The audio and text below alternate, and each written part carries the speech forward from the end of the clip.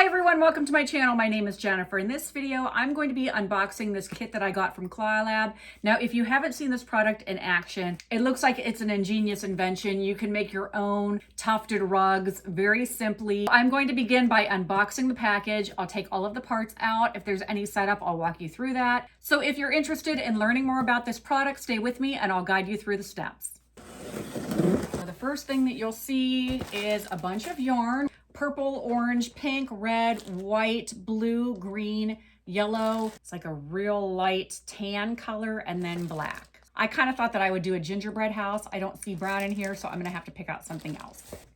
Here's the actual tool itself. I'm gonna open that in just a second. Okay, there's this mat type thing. I'm feeling a bunch of like metal rods. Okay, there's a package.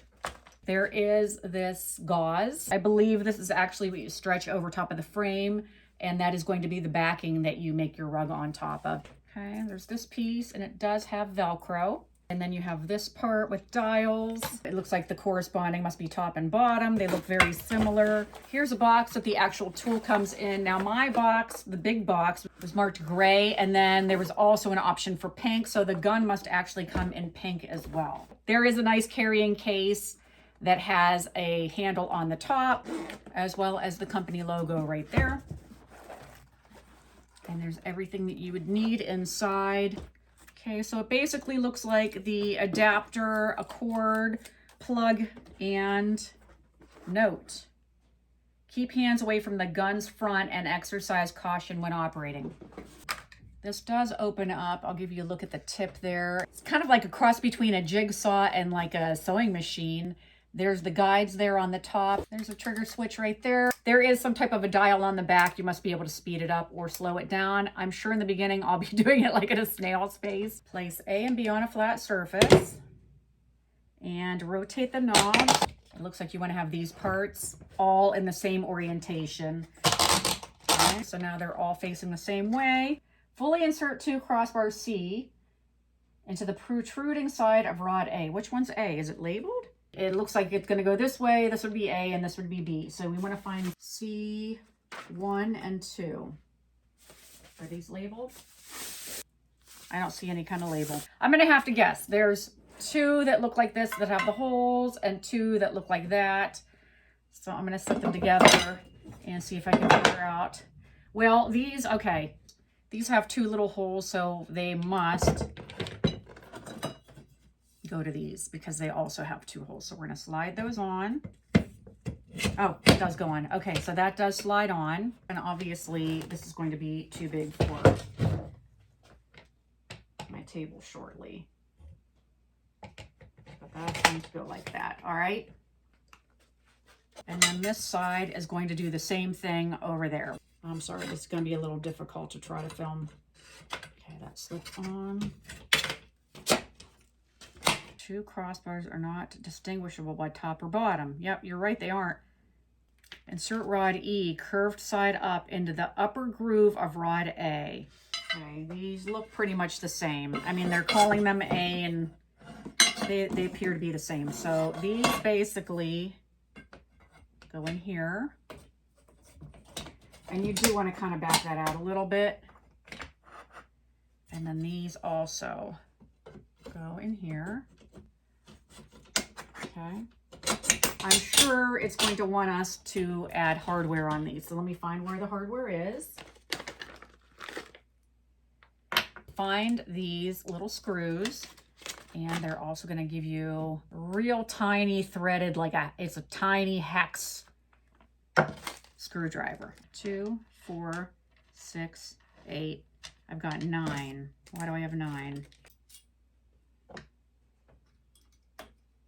And once they're tight, stop. So there are going to be 2 on each side. So there's going to be 8, and they gave me an extra one. I'm going to hang on to that in the baggie. Okay, and you just drop them in there. And at first, it almost feels like it's not doing anything. Okay, but yes, it does. All right, so I'm going to go ahead and do that on all 4 sides. I would actually put it on there and then guide that into the receptacle. There we go. So we got this.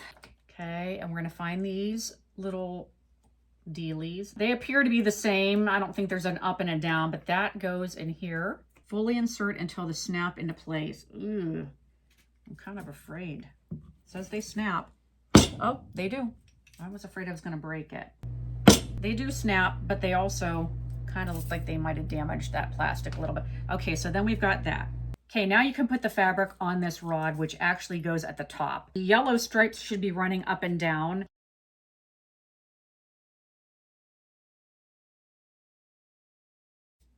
All right, so then I'm going to take this and I'm going to very gently roll it. This goes on here. And this fabric does seem to be slightly wider. So now I'm going to take this and very gently roll it around. Their directions were a little confusing. If it's in this position, you can stick your fingers in there, but when you go to roll it around, the force is going to make that shut and you could pinch your fingers. If you have kids, keep them away from this. I can see several areas where they might get pinched, where they might get trapped. So definitely keep this away from kids. These knobs down here, as you can see, loosen. So the point is to loosen it a little bit more than the edge of your table, slide it onto the table, and then you can tighten, and then it clamps on.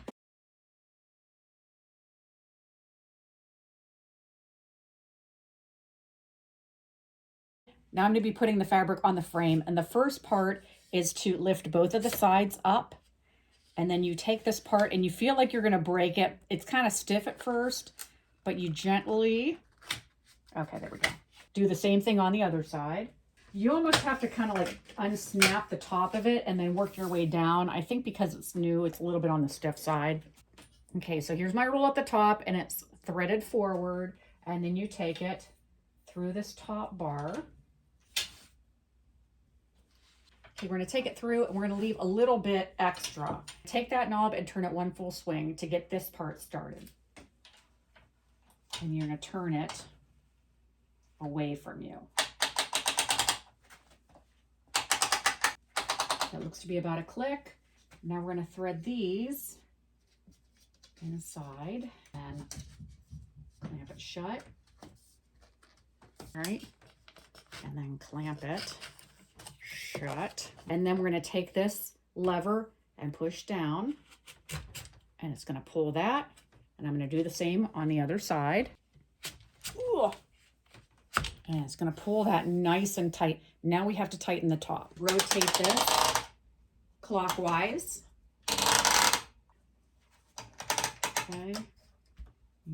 Now I'm going to hook up my homemade projector and we're going to trace the Santa Claus onto this. So I have a flashlight set up with my box, and then if you turn off the lights, your pattern will project onto the fabric. I actually have my pattern opposite how I want it to be. It's projected onto there. And then, so in theory, the other side of what we're looking at is going to be the front of the rug.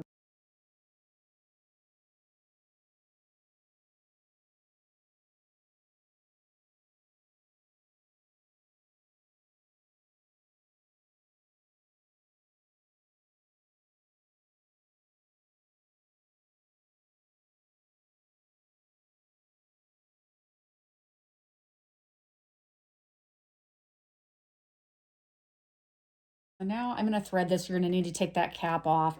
And it's strange because the videos I've seen online don't show those two guides being used, but I think I'd kind of like to use them. Inside the case, there's a little baggie that has lubricant, a little brush to clean off the threads that are no doubt going to get accumulated, a little Allen key, and then I think there's also a needle, looks like right here, to thread the yarn through. So there's also an adapter.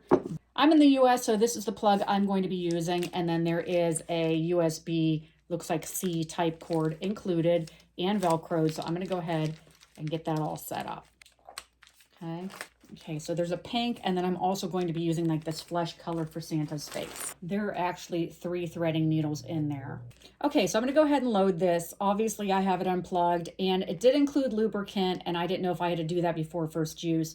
and it does not appear so. It looks like if you're not going to use this gun for long extended periods of time, that you would want to lubricate the needle because it's going to be sitting around. Okay, so I have my yarn threaded through the eyelet, and I am going to use these guides, I think, to begin with, just to see how it goes. So I'm going to thread them through there, and then through here. Okay, and then down through, there's a tiny little hole there. Okay, and then I'm going to give myself a little extra. The correct way to hold this is like straight against, you're going to apply a little pressure against the fabric. It says not to tilt it, not to do like that. Okay, so I'm going to go ahead and plug this in, and the cord seems to be pretty long. I would guess it's about 4 or 5 feet long. Okay, that plugs in there, and then turns on here. Oh, that's pretty fast.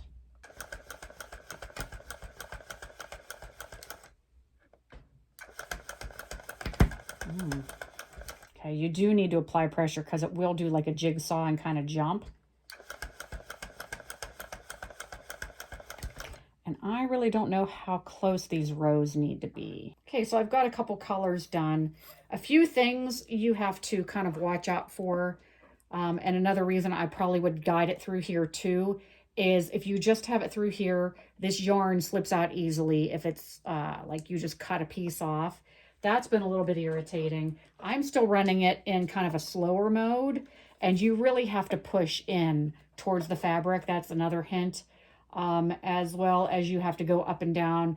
Some of these lines were really hard to do because I was going curved, and you really can't hold the gun sideways. Okay, so I'm going to start with the flesh color and just keep working.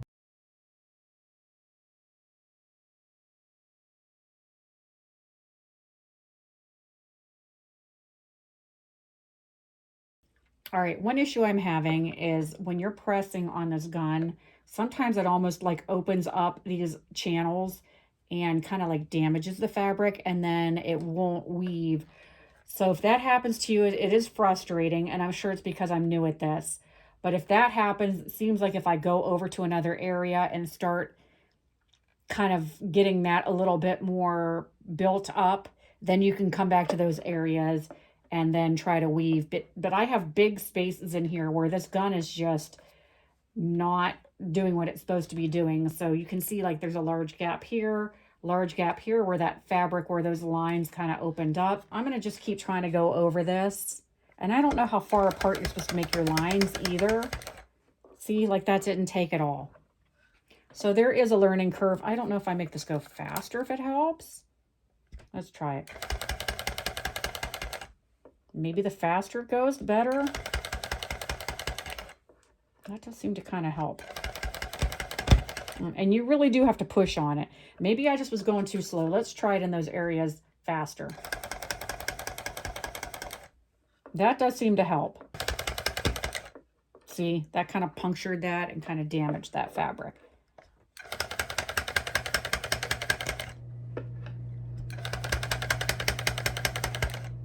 Yeah, speed definitely helps.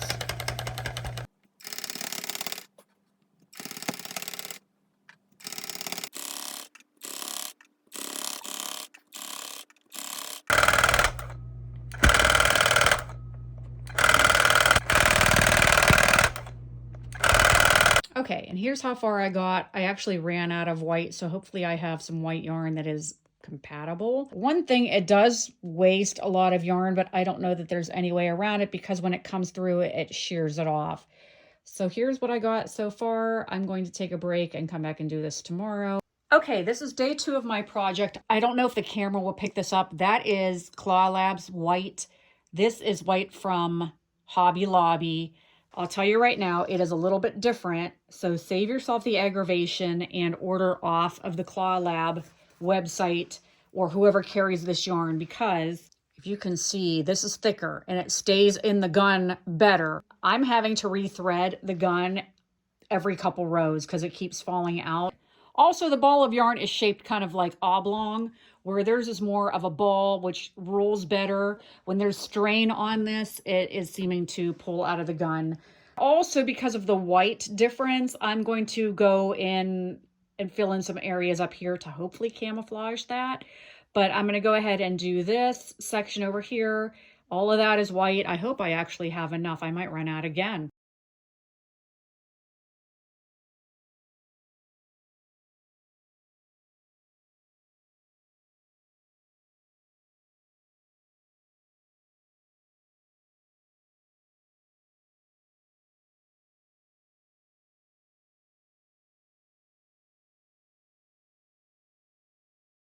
Okay, here's where I am now. I ran out of my original red, and you can totally tell. It's actually worse, I think, through my camera. I'm going to continue now. I'm on my third color of white. Again, make sure you have enough. And also, if you have trouble getting these to tighten, use like a strap like this. And that has helped me to pull that tight, because otherwise you're going to break your wrist. They show some type of a clipper. I mean, you can leave it fuzzy like that. I think I am going to try to clean it up a little, but it looks like they take it off the loom before they do that. But I'm definitely going to overcut it, which kind of stinks because you'll waste that. So another tip would be, if you want to use all of this fabric, keep it on there, do several designs, and that way you're not wasting. But yeah, once you cut that off, you can't really do anything with that. You can't re-stretch it. Also, as I was trying to go over this to mix in that other color, I weakened the fabric, and you can see tiny little shards. So I'm going to leave that alone. I'm not going to mess with that too much because it does goof it up. All right, so on to the white, and then I'll be done with this. This has been a little frustrating for me just because of the hiccups with being new. I think that if I did this again, I'd be a lot more proficient at it, but I'm not happy that the yarn colors don't match. There are some areas that are sparse, but honestly, the fabric is so damaged at this point that I'm just going to leave it.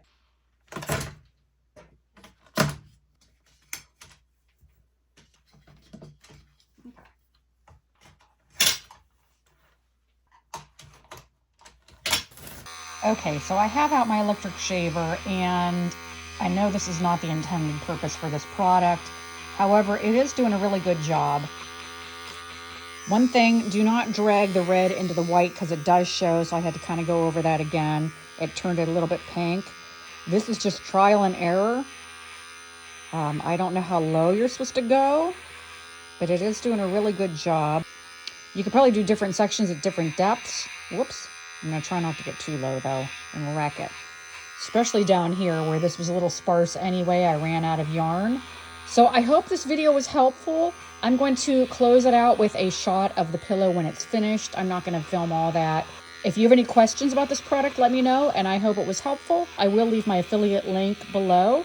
And make sure, if you're not a subscriber, you do follow. I post all kind of DIY content and crafts, projects, tool reviews, and anything having to do with DIY. So please give me a follow. You can also find me on TikTok, Instagram, and Facebook. As always, thank you for watching, and until next time, take care.